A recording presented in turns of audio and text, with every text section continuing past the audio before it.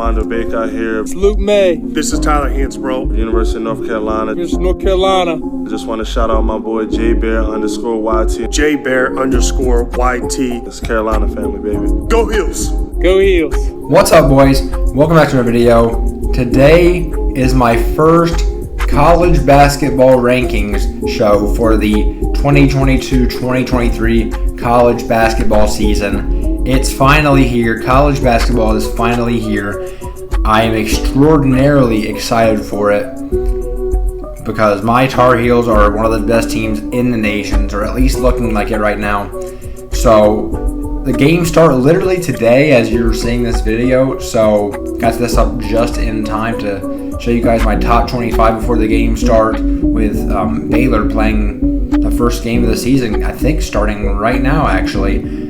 So let's get right into this top 25, and we're going to start off, man, with a hot take that I know a lot of people are going to be angry at. Number 25 for me is Duke.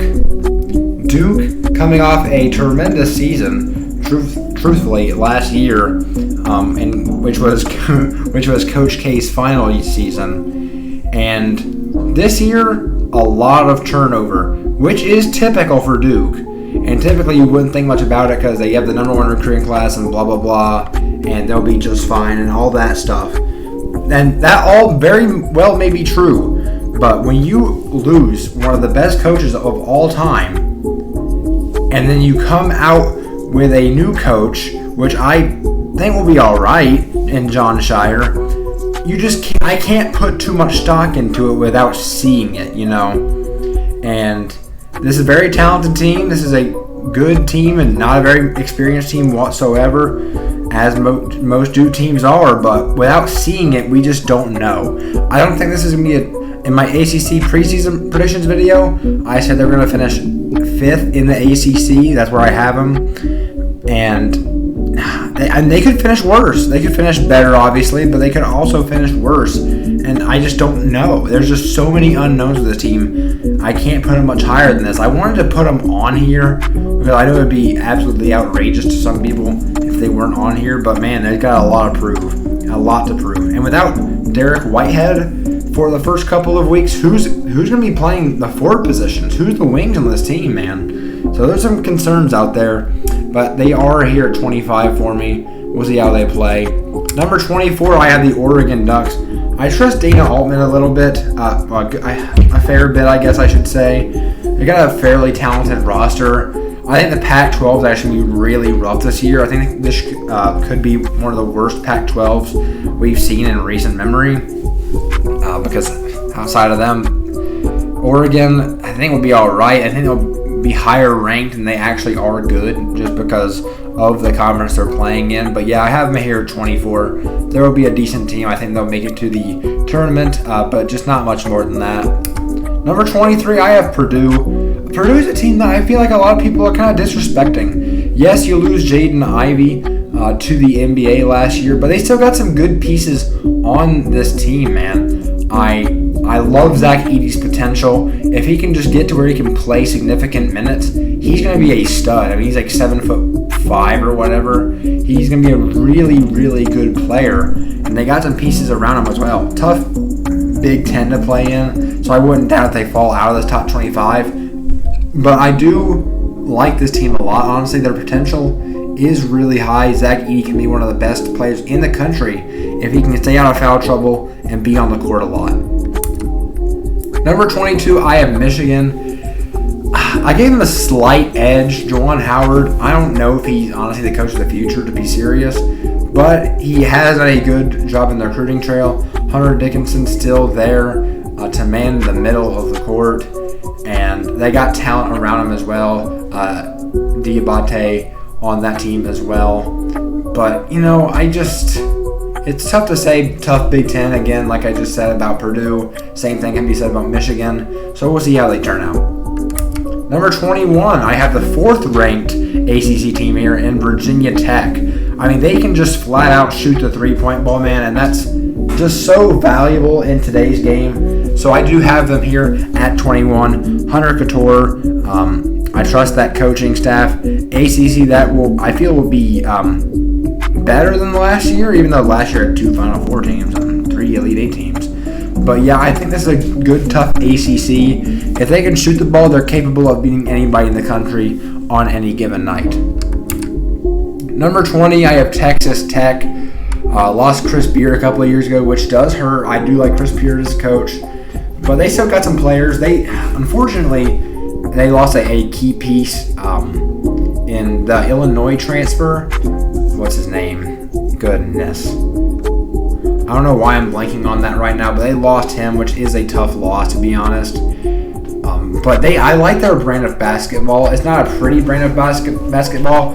They like to play defense and hold their opponents to low-scoring games. They got a tough road environment to play in there at Texas Tech's home stadium. So I have them here at 20. And a Big 12, I think, might be down this year compared to last year at least. Number 19, I have Alabama. To be honest, I'm not too confident in this pick. They had a pretty good year last year. They're recruiting really well. Jaden Harvey, is that his name? The incoming freshman. I think he'll be pretty good. He was a guy Carolina was recruiting for quite a while. So I have them here at 19. 18, I have Villanova. They could be worse than this. They're playing in the Big East, so their schedule does favor them in most cases.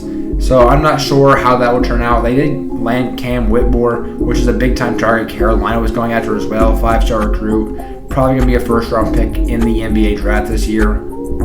So he's really good. But I think Jay Wright meant so much to this team, man, that it might be hard for them to recover, at least immediately. So we'll see how it goes. But in the Big East, they'll probably play in the rankings for most of the year, but just because the conference they're playing in. Although college basketball does have a lot of upsets, so we'll see. Number 19, I have Auburn. Bruce Pearl, pretty good head coach. They lose Walker Kessler, which is a big piece that they are missing. In a fairly tough SEC, I think they'll be a fine team. I don't think they'll make like a Sweet 16 or anything like that, but I think they'll be all right. Pretty good recruiting there as well. Number 16, I have Miami. I feel like a lot of people are disrespecting Miami, including the AP poll. They're not ranked in the preseason AP poll, which I honestly think is quite disrespectful. This team, I believe, is better than that. I have them at 3rd in the ACC, just below Virginia. I mean, you have a team that went to the Elite Eight last year. Good head coach in Jim Larinaga. I don't believe it was a fluke, their Elite Eight run. They gave Kansas a pretty good shot, the eventual national champs, who have, Bruce Pearl got suspended, not Bruce Pearl. Bill Self got suspended or something. I'm not even 100% sure what that's about. But anyways, Miami bringing in a good transfer in Nigel Pack to go along with Isaiah Wong. That is just one of the best backcourts in the country. Good luck stopping that. So yeah, this team's got immense upside, and yeah, I think they definitely deserve to be on the top 25. I have them here at 16. Number 15, I have the TCU Horned Frogs. I mean, we just want to look at that logo, man. That's like you could look at it both ways. It's like a good logo and also a horrendous logo. But anyways, that's TCU for you. They had a good run in the tournament last year, getting stopped in the, Sweet 16? Did they make the Elite Eight? I honestly don't remember. But they play a good brand of basketball, and they'll be pretty good this year. Number 14, I have Arizona. They lost Benedict Mathurin, but playing in a weak Pac-12 that I was talking about earlier, I think they'll have a pretty good season. Number 13, I have the Virginia Cavaliers, coming in at 2 in my ACC rankings and 13th overall in my preseason top 25. Tony Bennett, I've always viewed as one of the best coaches in college basketball. Sure, his brand of basketball isn't the most entertaining or fun to watch or anything, but they will clamp you up if they can lock down their defense and get their players to completely buy into it. It's going to be a tough time to score for you. And they got some players that can score the ball this year. When you talk about the return of Kihei Clark for his 5th season, I believe it is. He's going to make plays, knock down an open shot when it's available as well. Shedrick at center, also a good piece for this team. Got pieces all around that have good potential, a lot to show, but if they play the Tony Bennett brand of basketball, they're going to be a good team.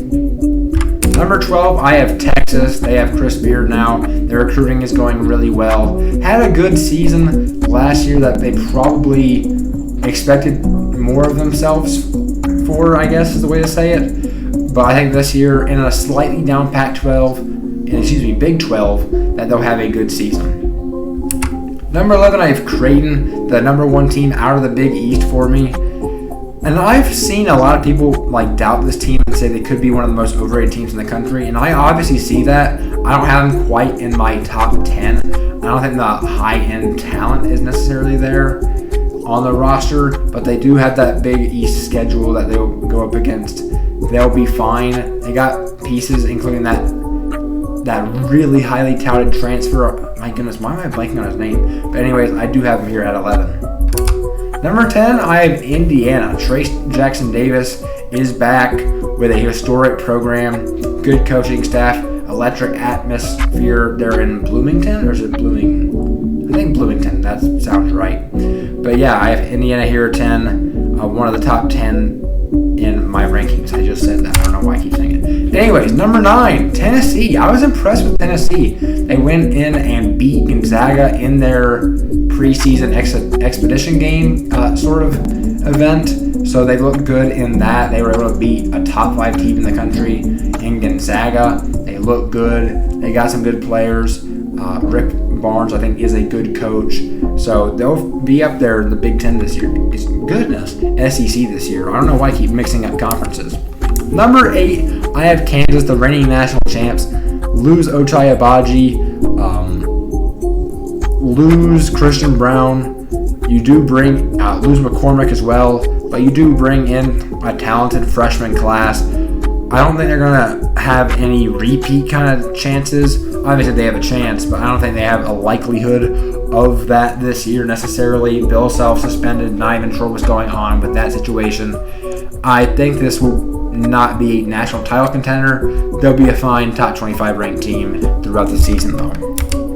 Number 7, I have Arkansas. And this is a team that I've been high on their program for a while. Eric Musselman's done a great job recruiting and just being a leader for that Arkansas team. And last year, I was saying that they're a year away. And that would be this year. They lost a little bit more production than I was thinking they were going to. But still, one of the most loaded freshman classes in the nation. Nick Smith coming in as a potential top 5, top 10 draft pick with some other guys and some returning production as well, which is good to have. Duke just doesn't have that returning production as much, which is why I'm a little bit lower on them. But yeah, I have Arkansas here at 7 in my rankings.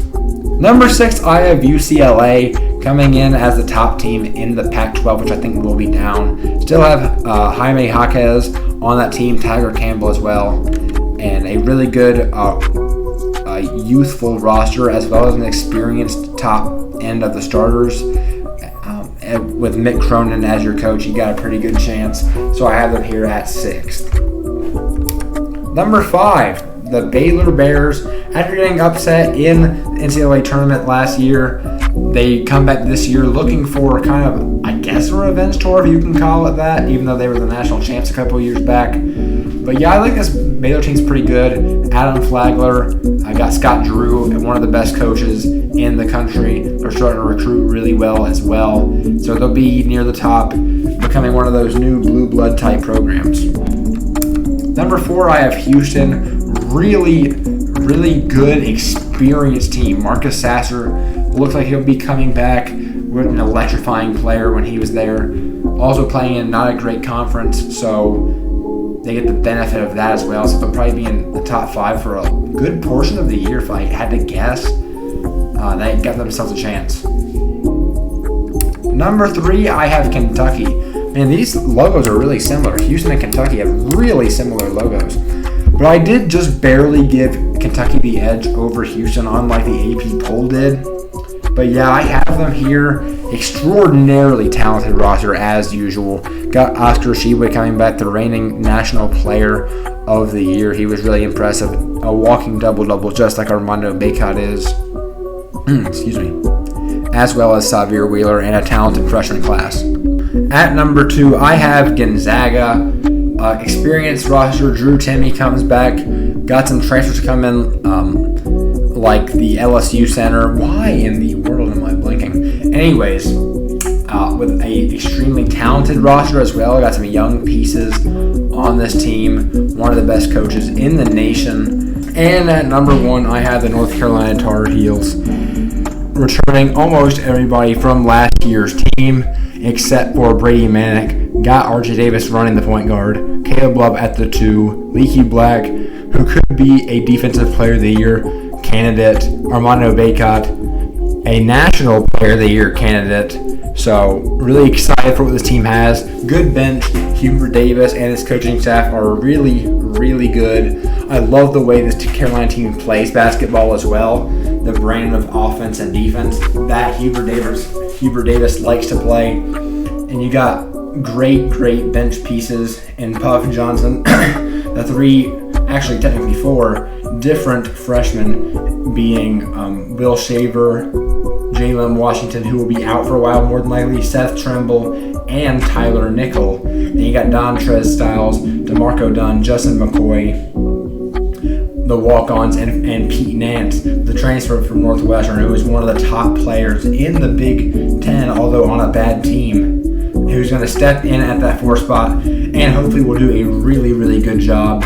Similar to Brady Manick, just more post-centric, I would say. Able to back up Bacot, which is really huge as well and can't be understated. And I believe I mentioned Puff Johnson, but I'm going to mention him again just to be safe. But yeah, that's my top 25 for the preseason. Thank you guys so much for watching. Please like, subscribe, turn on post notifications, do that YouTube stuff, and I will see you guys in the next one.